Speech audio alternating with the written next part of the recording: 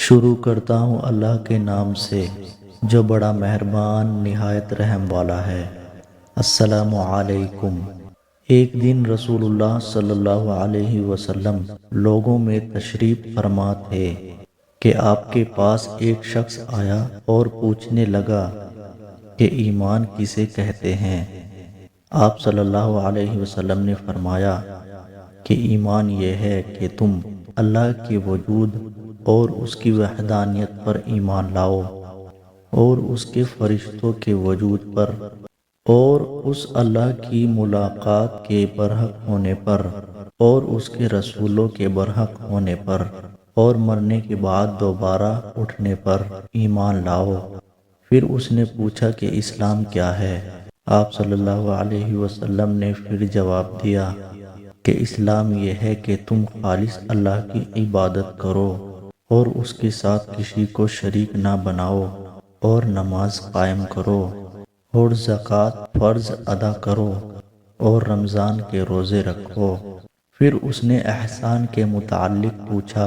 آپ صلی اللہ علیہ وسلم نے فرمایا، احسان یہ ہے کہ تم اللہ کی عبادت اس طرح کرو گویا تم اسے دیکھ رہے ہو۔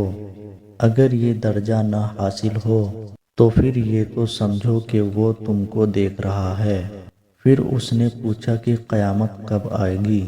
آپ صلی اللہ علیہ وسلم نے فرمایا کہ اس کے بارے میں جواب دینے والا پوچھنے والے سے کچھ زیادہ نہیں جانتا، البتہ میں تمہیں اس کی نشانیاں بتلا سکتا ہوں۔ وہ یہ ہے کہ جب لونڈی اپنے آقا کو جنے گی، اور جب سیاہ اونٹوں کے چرانے والے دیہاتی لوگ ترقی کرتے کرتے مکانات کی تعمیر میں ایک دوسرے سے بازی لے جانے کی کوشش کریں گے۔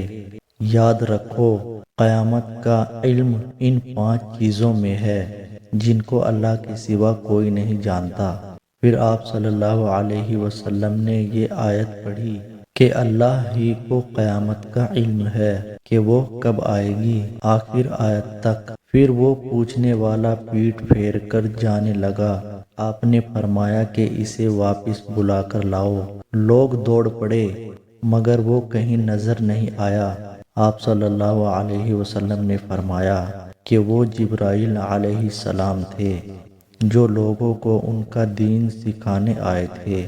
امام ابو عبداللہ بخاری فرماتے ہیں کہ آپ صلی اللہ علیہ وسلم نے ان تمام باتوں کو ایمان ہی قرار دیا ہے۔